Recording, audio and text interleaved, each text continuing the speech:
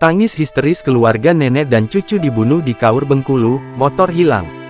Tangis histeris keluarga nenek Bidah, 80, dan cucunya Yeti, 13, warga desa Karangsopo, Kecamatan Semidang Bumai, Kabupaten Kaur, Bengkulu tewas mengenaskan.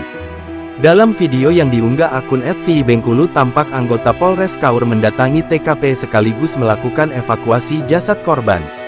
Saat evakuasi kedua jasad korban yang bersimbah darah, pihak kepolisian telah memasang polis lain di sekitaran tempat kejadian perkara TKP.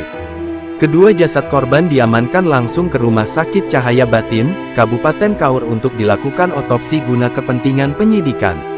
Ironisnya, saat proses evakuasi jasad korban terdengar tangis histeris dari salah seorang perempuan sembari memanggil sebutan ibu.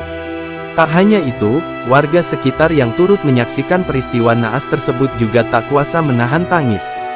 Kejadian mengenaskan ini tentu menyorot perhatian publik sejak viral di media sosial. Hingga artikel ini diturunkan, pihak kepolisian masih terus mendalami motif pembunuhan cucu dan nenek di Kaur Bengkulu tersebut. Kapolres Kaur, AKBP Yuriko Fernanda menjelaskan, jasad keduanya pertama kali ditemukan oleh warga setempat. Jasad nenek dan cucu ditemukan pertama kali oleh warga desa.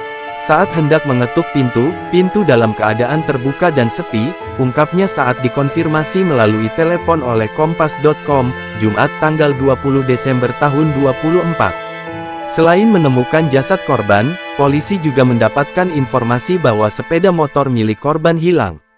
Korban sudah dibawa ke Rumah Sakit Cahaya Batin untuk dilakukan otopsi guna kepentingan penyidikan.